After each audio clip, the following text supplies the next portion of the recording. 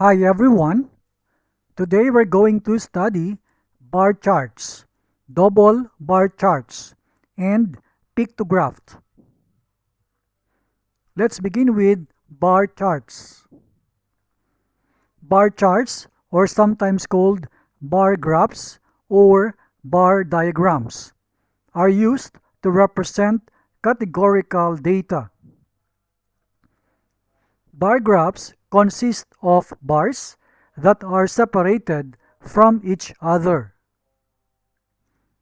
The bars can be rectangles or they can be rectangular boxes used in three-dimensional plots, and they can be vertical or horizontal. These are steps to construct bar charts. Step 1. Draw a horizontal line and assign it to category, and vertical line for the frequency. Step 2. Represent each item in category by rectangles of equal width and height corresponding to its frequency. These steps will result to vertical bar charts.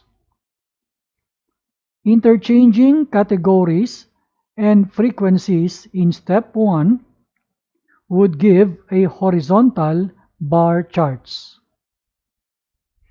Let's have an example. The following table shows the number of admissions at a training institute for the months January to June. Construct a bar chart for the data. We have a table here with two rows. The first row is for category month, and the months are listed January, February, March, April, May, and June. The second row is the number of admissions, or we can say the frequency. The first is 100 for January, 150 for February, 300 for March, 250 for April, 200 for May, and 150 for the month of June. Here is the bar charts corresponding to the given problem above. Take note that this is our horizontal line, and the category month is listed in here. Also, this is our vertical line here, and the number of admissions or frequency is assigned here.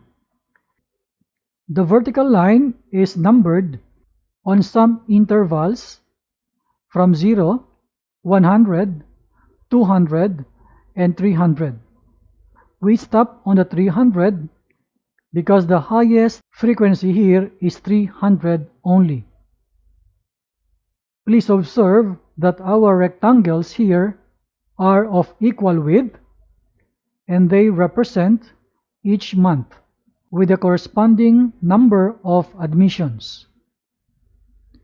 The first rectangle here represents the month of January, and the height of the rectangle corresponds to the number 100 with respect to the frequency.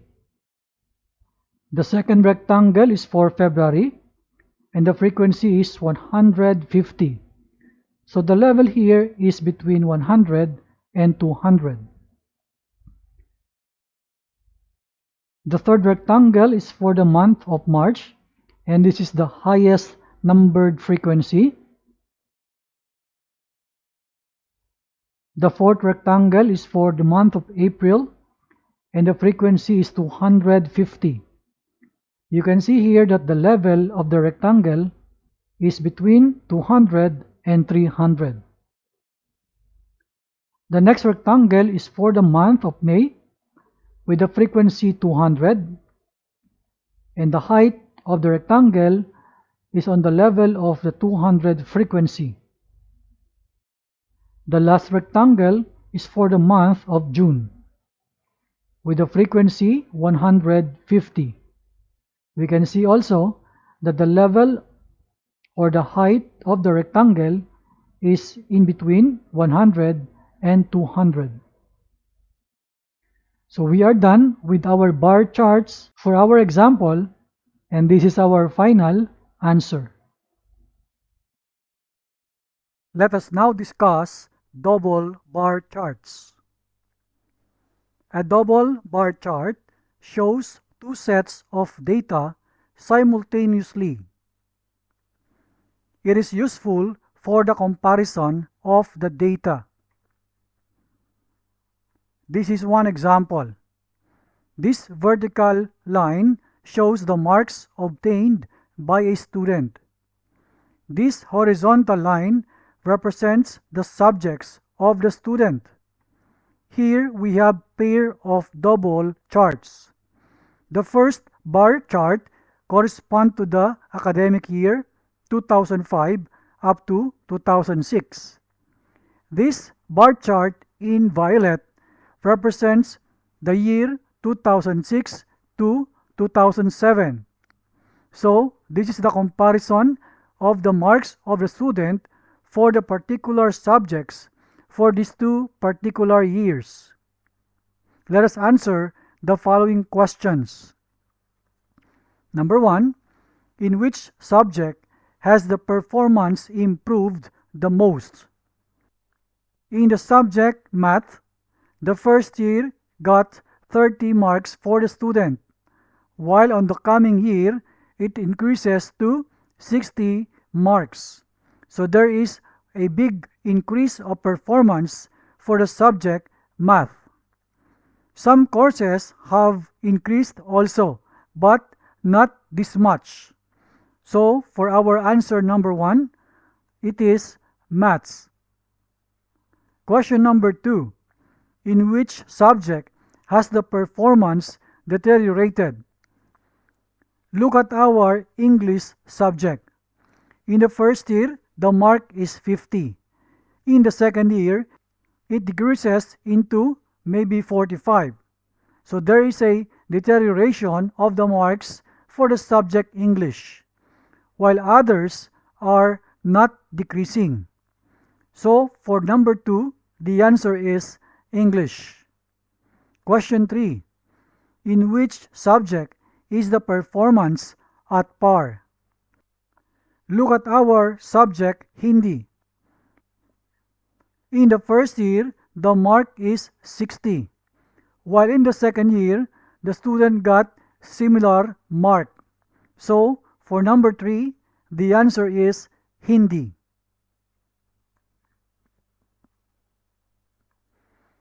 Let's go now to pictograph. A pictograph is a pictorial representation of data using symbols. Let's have an example. This is the data of a dealer of a car with regard to the number of cars sold in a month. They are using the picture of a car that represents 100 cars. In July, they put these pictures: 2 full pictures of a car and a half picture of a car. We can say that there are 250 cars sold by the dealer on the month of July. This half picture of the car denotes 1/2 of 100. And we write here 200 plus 50 equals 250. For the month of August, there are 3 full pictures of a car here. So that means there are 300 cars sold. What about in September? There are 4 pictures of cars here. That means we have 400 cars sold in September.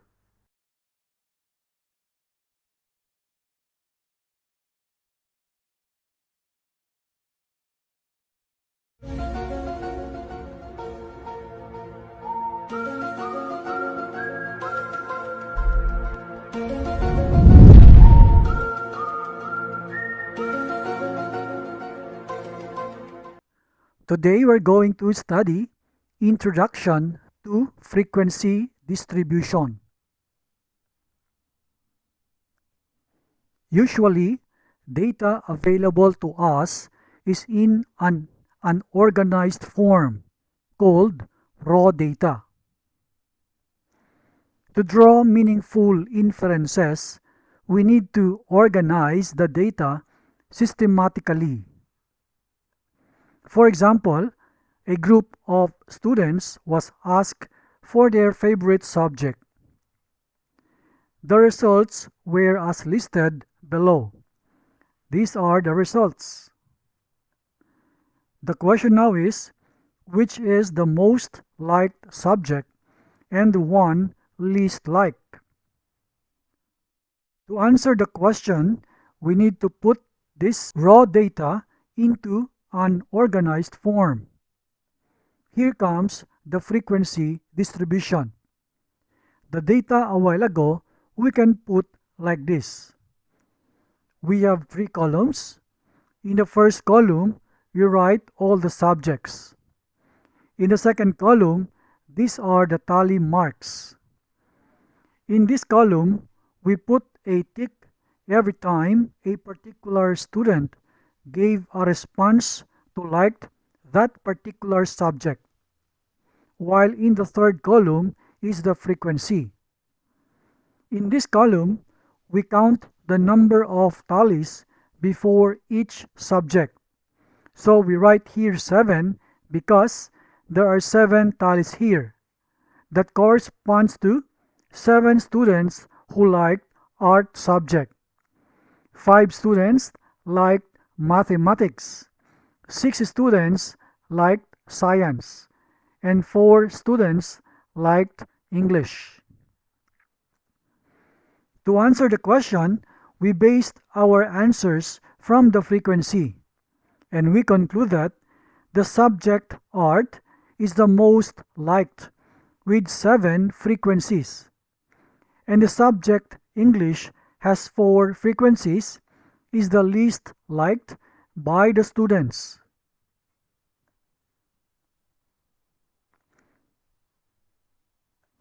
Here is another example. Consider the following marks out of 50 obtained in mathematics by 60 students of class 8.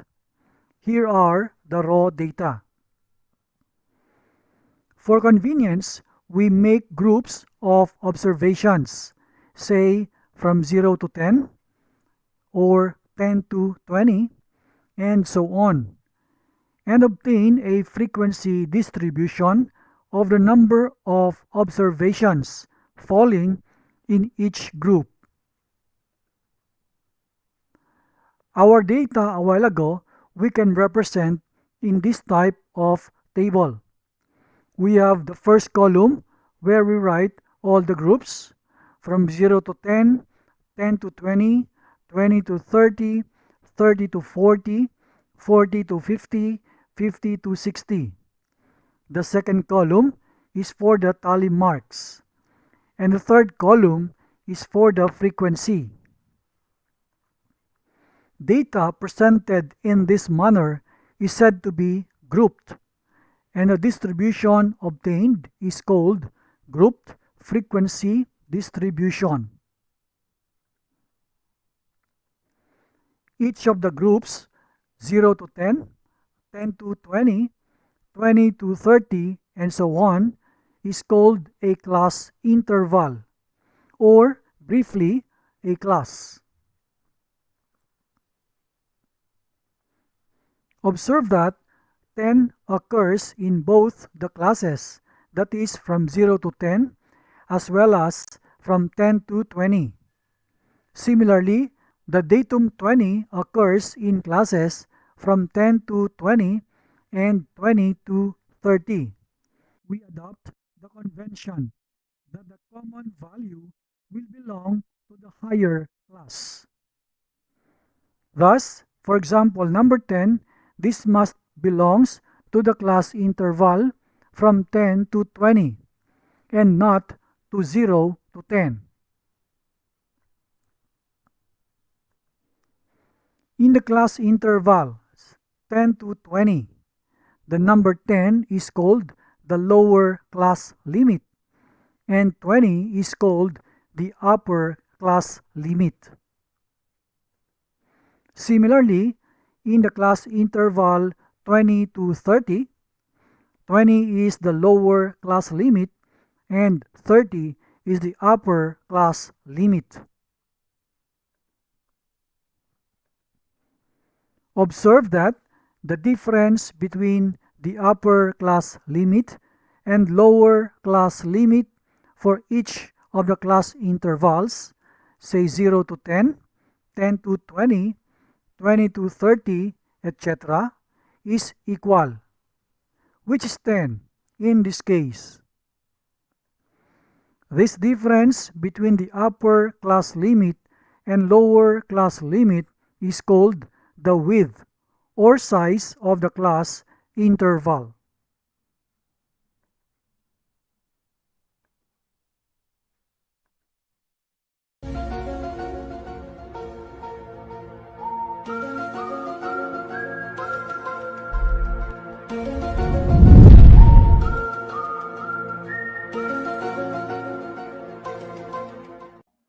Today we're going to study histogram.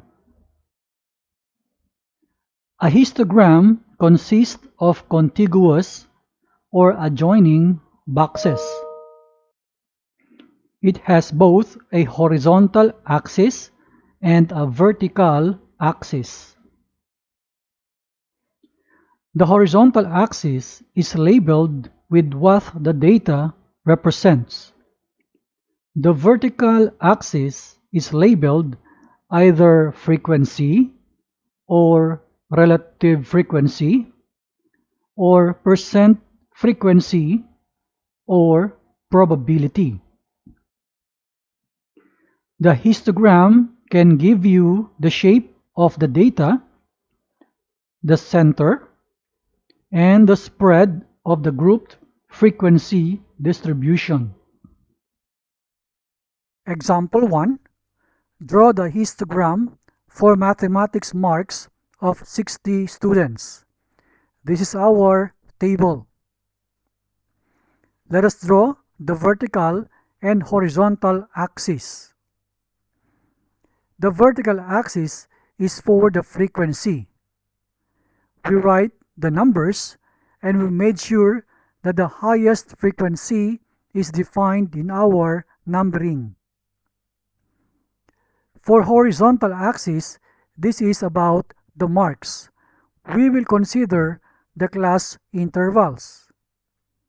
Now, we will define the class limits from 0, 10, 20, up to 60.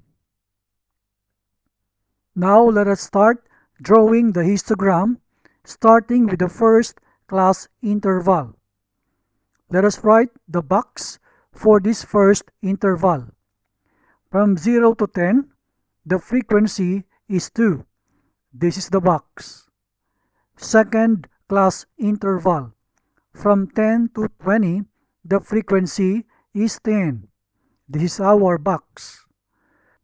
Third class, from 20 to 30, the frequency is 21.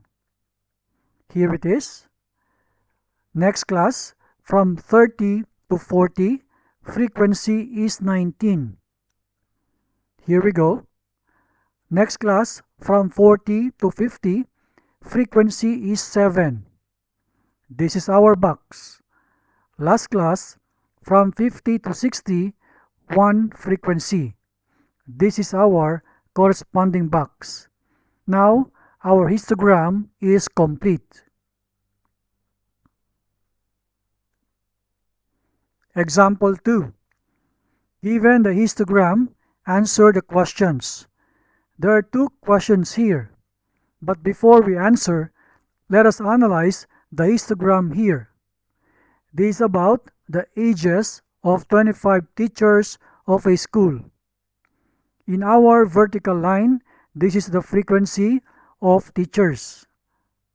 For our horizontal line, these are the ages in years of the teachers. And we put the class limits. Note that it started with 20, then 25, 30, 35, up to 50. That means the ages of the teachers are from 20 up to 49. Also, there are no teachers below 20 years old. Now let's answer the first question.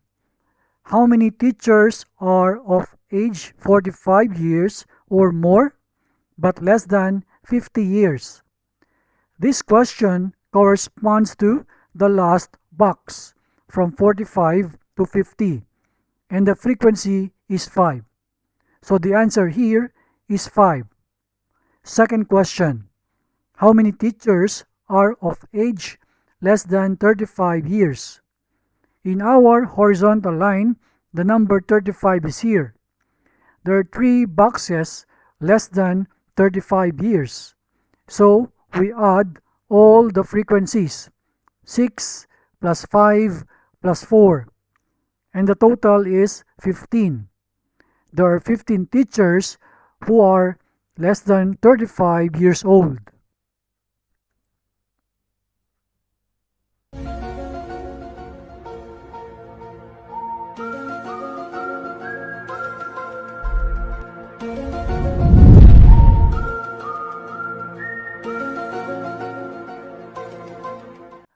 Today we're going to study circle graph or pie chart. A circle graph or pie chart shows the relationship between a whole and its parts. This is an example. This is the pie chart of the time spent by a child during a day. 8 hours for sleep, 6 hours in school, 3 hours to play, 3 hours for other things, 4 hours for doing work in the home. Here, the whole circle is divided into sectors. The size of each sector is proportional to the activity or information it represents. For example, the proportion of the sector for hours spent in sleeping. This is the number of sleeping hours all over the whole day. When we put the values or the numbers, we write 8 hours for sleeping all over the total whole day of 24 hours. We simplify our fraction into 1/3. That means this sector for sleeping drawn 1/3 part of the circle.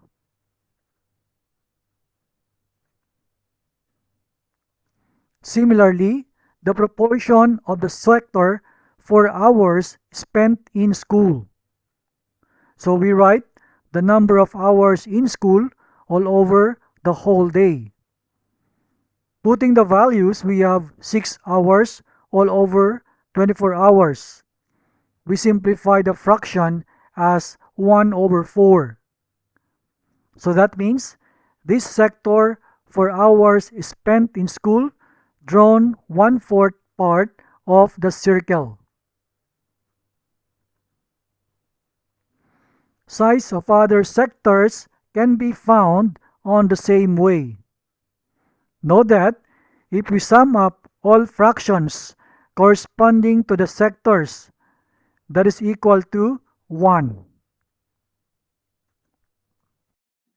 These are the steps to construct pie charts. Step 1. Compute for the sum of all frequencies, denoted by N. Step 2.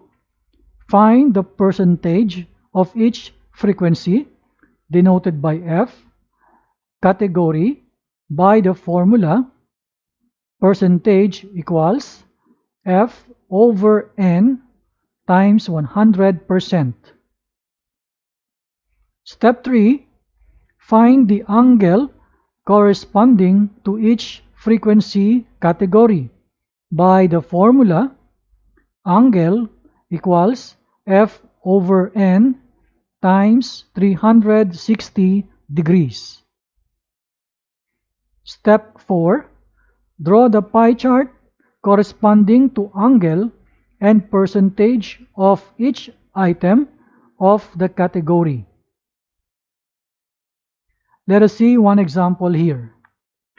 In a university, there are 400 students in the foundation program, 450 in the first year diploma, 350 in the second year diploma, and 250 in the higher diploma.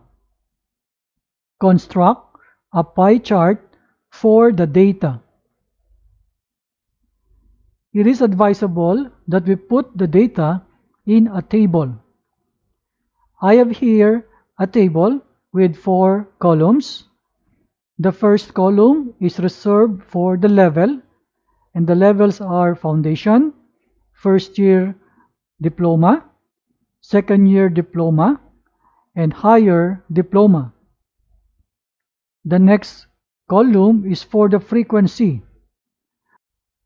There are 400 students in the foundation program, 450 students in first year diploma, 350 students in second year diploma, and 250 students in higher diploma. There are 2 additional columns, namely percentage and angle, that we're going to fill in the blanks for these 2 columns. Let's go now to step 1, and that is to compute for the sum of all frequencies. Taking the summation of this column, we will have N equals 1450. Step 2, find the percentage of each frequency category by the formula percentage equals F over N times 100%. Let's start with our first blank here. So we're going to use the 400, and that is the frequency of the first level, divided by the 1450, and then multiply to 100%. And the answer is 27.6%. We will copy this value on this blank, and here we go. For the second blank, 31%. We got this when we have this 450 divided by 1450 times 100%. The next blank is 24.1%, and that is when we have the 350 divided by 1450 times 100%. The last blank is 17.2%, and this comes from 250 divided by 1450 times 100%. After that, let us get the total of this column. We will have 99.9%, and this is equivalent to 100%. Now, let us go to step 3. Find the angle corresponding to each frequency category by the formula angle equals F over N times 360 degrees. Let's begin with the first blank here. It means, again, I'm going to use the frequency value and then divide by the N 1450 times 360 degrees. This is equal to 99.31 degrees. This value we will copy on this blank. So we have now this 99.31 degrees. Next, for this blank, we will follow the same formula. So we will get 111.72 degrees. We will get this when we have 450 divided by the n, 1450 times 360 degrees. So the value is here. The next is 86.90 degrees. This value comes from the 350 divided by 1450 times 360 degrees. And the last blank is equal to 62.07 degrees. This comes from 250 divided by 1450 times 360 degrees. And the value is written here. Now let us take the summation of this column. And we will have the answer 360 degrees. This must be always equal to 360 degrees. On the same way that this column must have the summation that is equal to 100%. Now, let us go to step 4. Draw the pie chart corresponding to angle and percentage of each item of the category. So let us minimize our table because we are going to draw the pie chart. This is the finished product or the pie chart of this example. Please observe that in the pie chart, we are putting the percentage for each item of the category. Let's start with the first one, the foundation. So this 27.6% is written here. And for the angle, 99.31 degrees, it is estimated in the central angle. The next level is for first year diploma, which is 31%. And here is the 31% in red-orange color. And the central angle here is estimated to be 111.72 degrees. The third item is second year diploma with 24.1%. Here we go. And the angle is 86.90 degrees. And this is the angle. The last level is the higher diploma with 17.2%. And there we write the 17.2%. And the central angle is estimated to be 62.07 degrees. We can see here that our pie chart is colorful. However, in our daily class activity, what we can do is simply put each level opposite each corresponding sector. It means to say, the foundation program, we can write somewhere here. The first year diploma, we can write somewhere this side. The second year diploma may stay here. And the higher diploma, we can write somewhere here. And this is our final answer. Example 2. Ice cream flavor preference of students are given in percent below. Construct a pie chart for the data. We have here two columns for the table. First column for the flavors that are chocolate, vanilla, and other flavors. For the second column, the percent values are given. 50% for chocolate, 25% for vanilla, another 25% for other flavors. We can add another column here to note the fractions. The 50% we convert as fraction. So this 50% is 50 over 100. We simplify this into 1/2. 25%, that becomes 25 over 100. and this is simplified into 1 over 4. The same is true with another 25% that is equal to 1 over 4. Another column, we will now write the angles. The total is 360 degrees. So for chocolate of 50%, that is equal to 1/2, we compute 1/2 of 360 degrees. That is equal to 180 degrees. For vanilla of 25%, that is equal to 1/4. We compute for 1/4 of 360 degrees.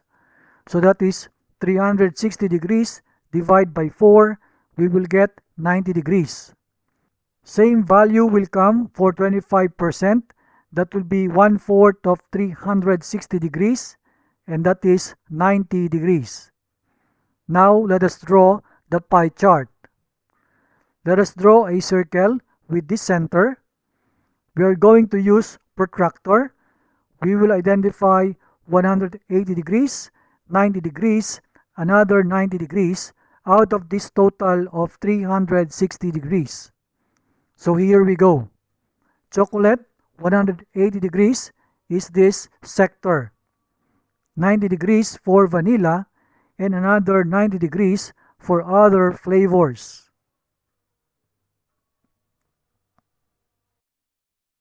Example 3. Given the pie chart below, answer the questions. This is our pie chart. Let's answer problem 1. On which item the expenditure is maximum? Observing our pie chart along with the sectors, look at this food sector with 25%. This is the highest percent out of all the other sectors. For question 1, the answer is food. Second question, expenditure on which item is equal to the total savings of the family? The savings of the family is here with 15%. There is another sector with 15%, which is education for children. No other sectors has 15%. So for question number 2, the answer is education for children. Question 3. If the monthly savings of the family is 3,000 rupees, what is the monthly expenditure on clothes? Look at our savings, that is 15%. So the 15% here represents 3,000 rupees. So the question is, what about the clothes with 10%? To represent 10%, we will write now this 3,000. We divide by this 15. Then we multiply the fraction by 10. The answer here is 2,000 rupees. This is the answer for question number 3.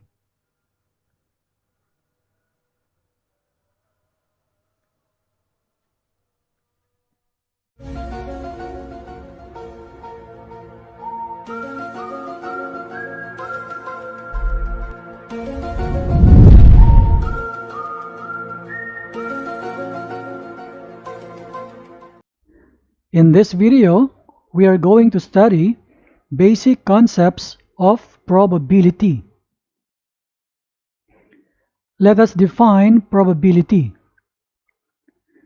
Probability is a measure that is associated with how certain we are of outcomes of a particular experiment or activity.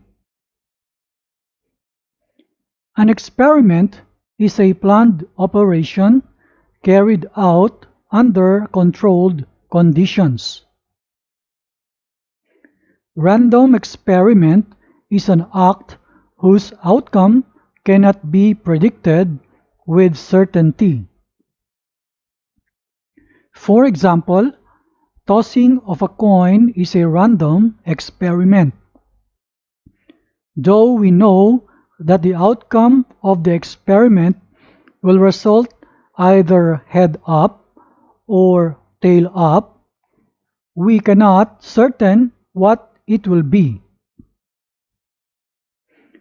Other examples of random experiments are rolling a dice and football game. A result of an experiment is called an outcome. An event is any combination of outcomes. Uppercase letters like A and B represent events. For example, if the experiment is to flip one fair coin, event A might be getting at most one head.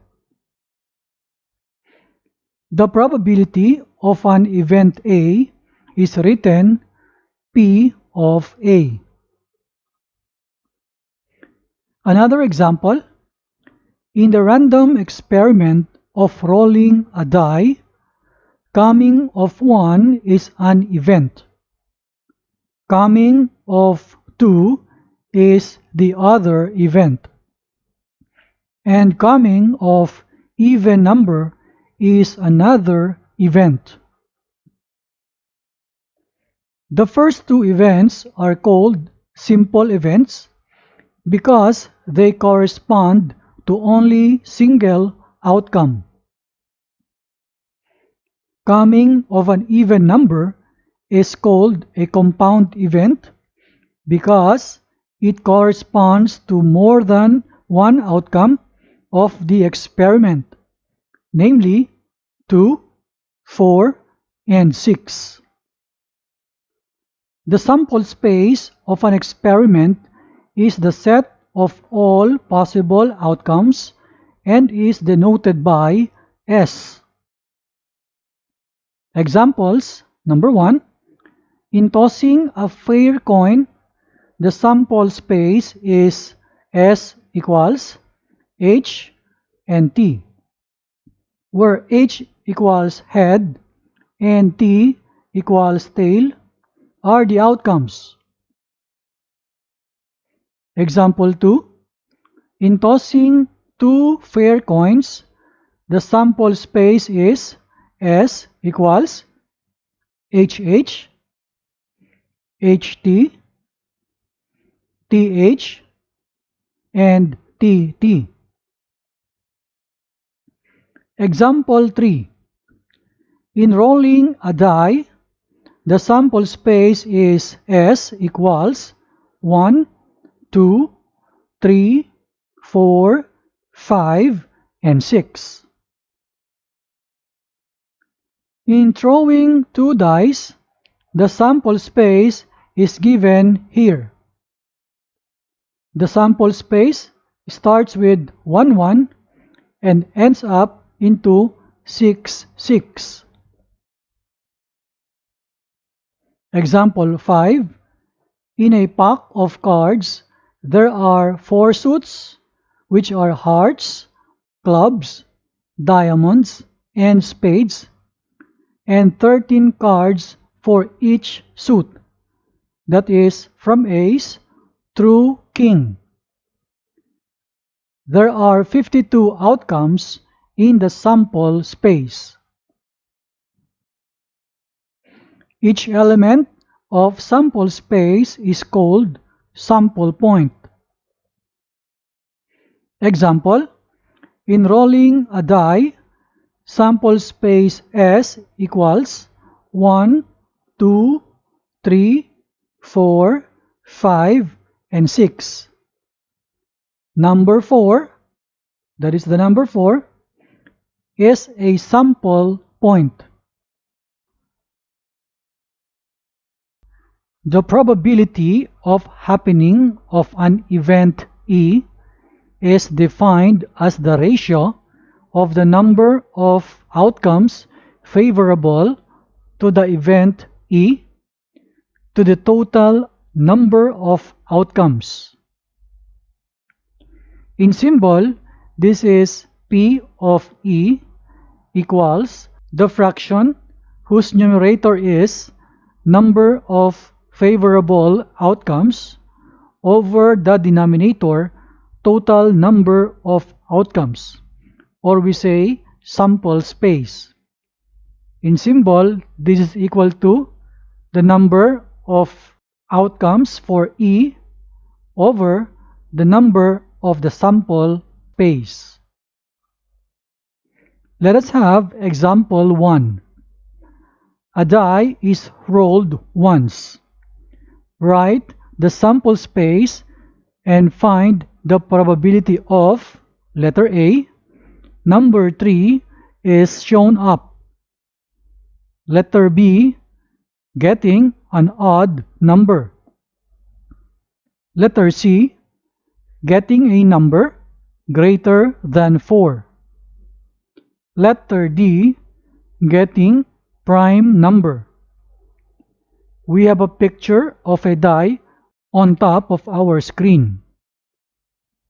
In rolling a die, the sample space is S equals, the elements are 1, 2, 3, 4, 5, and 6.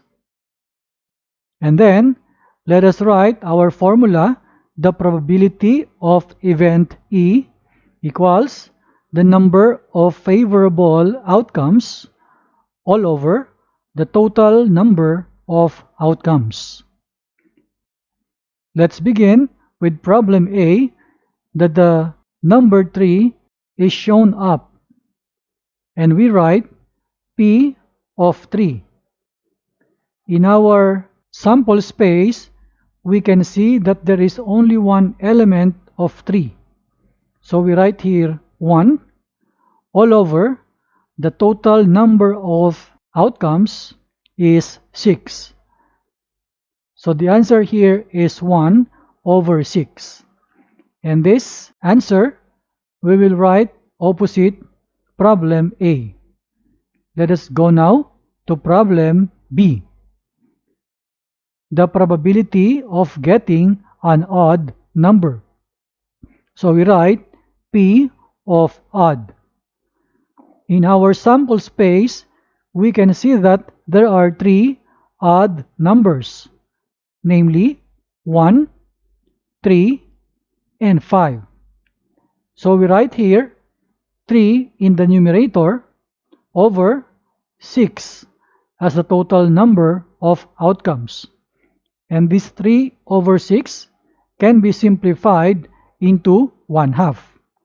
So our answer for the probability of getting an odd number is 1/2. Let us copy this answer opposite letter B. Then let us proceed to letter C. The probability of getting a number greater than 4. So we write here P of greater than 4. In our sample space, there are 2 numbers that are greater than 4, namely 5 and 6. So we write here 2 over 6. And then to simplify, this is equal now to 1 over 3. And this answer we will write opposite letter C. There we go.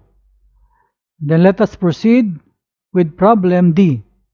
The probability of getting prime number. So we write P of prime.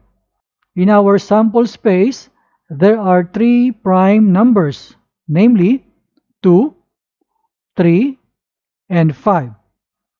Remember, prime numbers are numbers greater than 1 whose factors are 1 and itself. In our solution, we write 3 in the numerator over 6. And when we simplify, this is equal to 1 over 2. Let us copy this answer opposite letter D. There we go. So we are done with our example 1. Let us go to example 2. A jar contains 3 red marbles, 7 green marbles, and 10 white marbles.